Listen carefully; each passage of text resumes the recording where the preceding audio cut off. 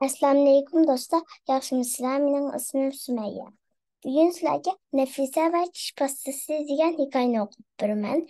Lekin Nafisaga o'xshaydigan bir singlim bor. Uni Suhayba deb o'zgartib qo'yay. Chunki singlimning ismi Suhayba. Suhayba va tish pastasi. Suhayba tatlı turmalarga to'limi amroq qiz bo'lib, tatlı turmalarni pek ko'p yeydigan bo'lib ketibdi. Annesi her daim. Kızım tatlı durmalarını köp yeseniz kişilerinizni kurtuyup gidiyordu. Dep nasihat kılıp durdiken. Ama Nefise anısıga. Ben tatlı durmalarga bek amrak anam. İstem çidi almaydiken ben asla yegenge bir narsa bulmam dep durvaldiken.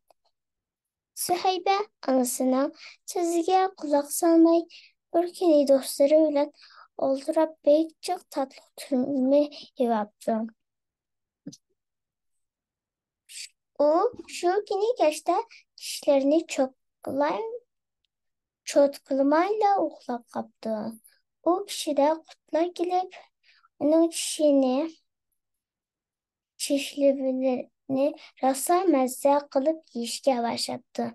Nefese şu Süheybe uykusudan oyg'onganida tish qattiq ketibdi. Shu og'riqqa chidolmay vayjonlab ketgan ekan. Onasi uni tish doktoriga olibdi. Doktor unga tishlarini tekshirgandan keyin, "Omoq qizim, tishlaringizni qurtib ketibdi.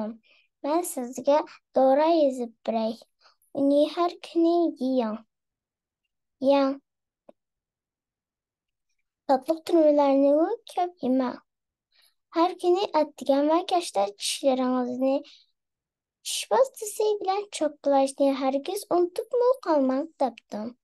Nefise uyga qaytgandan keyin doktorning nasihatini bo'yicha her günü attıgan ve kaçta dişlerini çotkılabdım.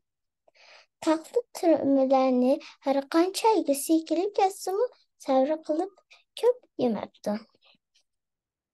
Bir necha kun o'tgan keyin tish qurti nihoyatda g'amgin holda, "Hey, men endi Suhaybaning tishini yeyolmaydigan bo'ldim. Uning tishlarini ko'zlari pokiz bo'lib ketyotdi.